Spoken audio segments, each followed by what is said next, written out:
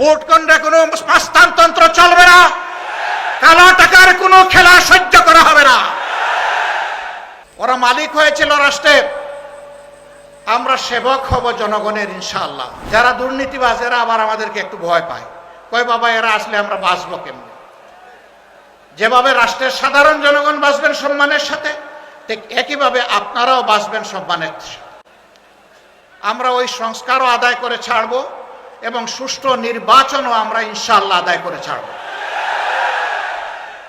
কেউ যদি আওয়ামী ফ্যাসিবাদ আমলের নির্বাচনের স্বপ্ন দেখে থাকেন, আমরা বলবো মহান আল্লাহর সাহায্যে আমরা সেই স্বপ্নকে দুঃস্বপ্নে পরিণত করব ইনশাআল্লাহ।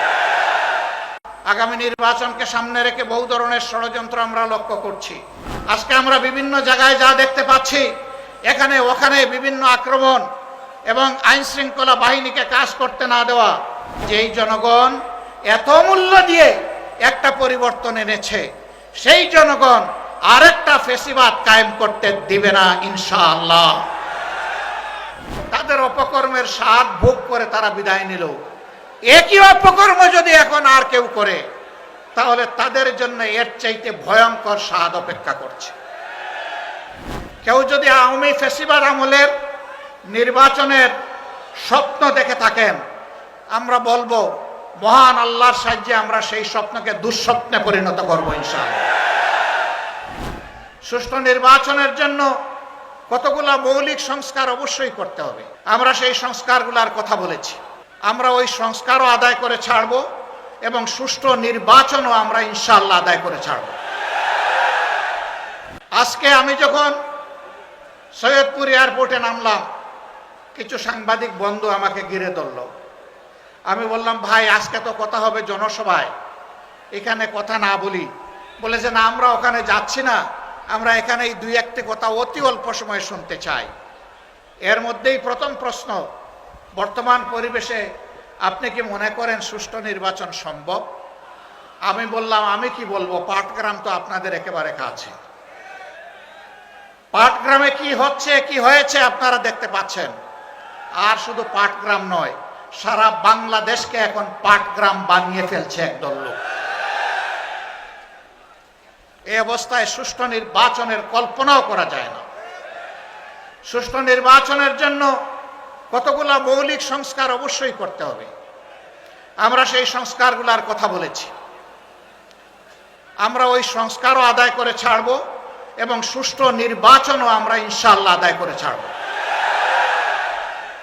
কেউ যদি আওয়ামী ফ্যাসিবাদ আমলের নির্বাচনের স্বপ্ন দেখে থাকেন, আমরা বলবো মহান আল্লাহর সাহায্যে আমরা সেই স্বপ্নকে দুঃস্বপ্নে পরিণত করব ইনশাআল্লাহ।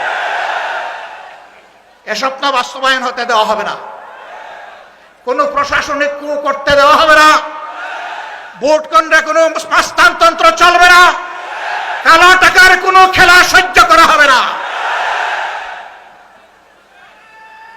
এটা মনে রাখতে হবে।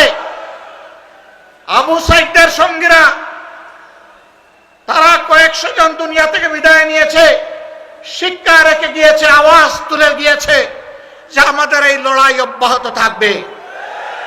এই জন্য এরা বলেছে বৈষম্যহীন একটা মানবিক সমাজ প্রতিষ্ঠিত না হওয়া পর্যন্ত। তারা স্লোগান দিচ্ছে আবু সাইদ মুক্ত, শেষ হয়নি যুদ্ধ।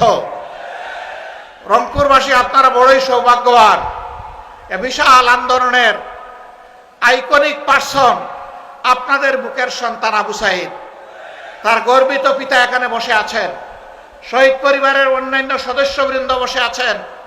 আমরা মহান দরবারে, মহান রব্বে কারিমের দরবারে নত শিরে শুকরিয়া আদায় করি, আল্লাহর দরবারে দোয়া করি এই পরিবারগুলোর নিরাপত্তার দায়িত্ব আল্লাহ যেন গ্রহণ করেন।